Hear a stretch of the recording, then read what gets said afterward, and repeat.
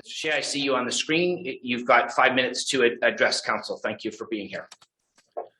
Hey everyone, happy Wednesday. I would like to take this time to thank you for the opportunity to speak today. Big thanks to all the people involved in the Parks, Recreation, and Culture Plan report.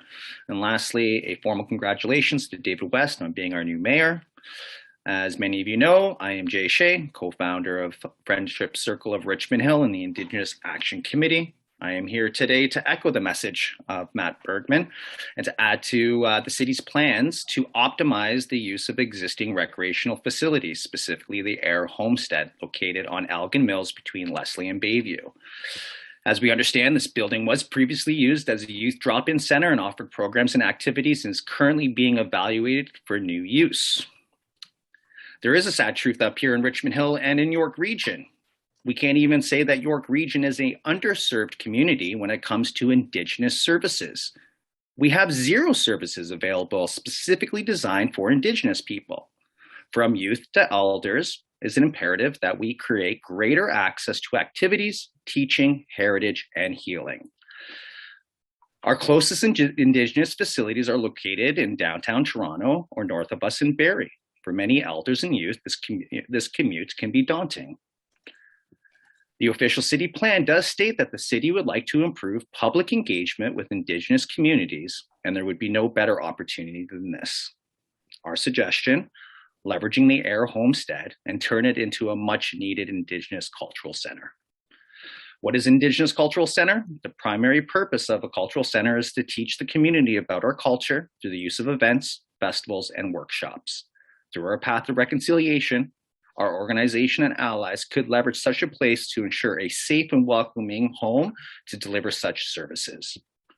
Services offered would fill the significant need, and the facility would provide rural programming for Indigenous people, think traditional arts, crafts, ceremonies, and teachings, education and employment, health, wellness, and healing, child and family services, homelessness and housing and community outreach, and even offering Indigenous status services. The truth is our group has already built an events calendar for this year. From a month-long program in June that will cover National Indigenous History Month and National Indigenous Peoples Day, we have weekends events built around sharing our arts and cultures to our community. We have events planned throughout the summer, from traditional sweat lodges to events around Truth and Reconciliation Day in September. Our group has been working hard to bring these important days to life. What is the true impact of Indigenous cultural centers? Many of you may not know this, but I was a foster family scoop of the Catholic Children's Aid Society, a program of forced assimilation. I did not have access to my traditional cultures, teachings, or ways.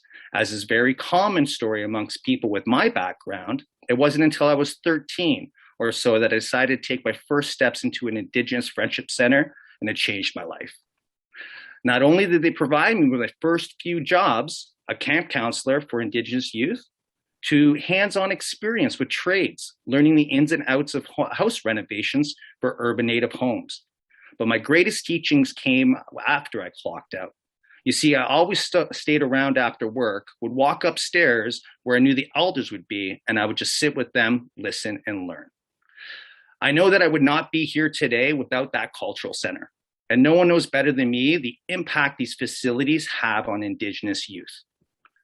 We would like to encourage the city to work with us and leverage a facility like the Air Homestead to build a sustainable program to enrich the lives of all Indigenous people and to work with non-Indigenous communities to continue to work on our path to truth and reconciliation, to expand Richmond Hill's position on diversity, equity, and inclusion, and to help contribute to the healing our people need by creating the first Indigenous cultural center in all of York Region.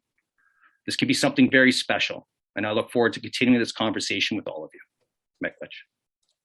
Thank you, Mr. Shea. That was excellent.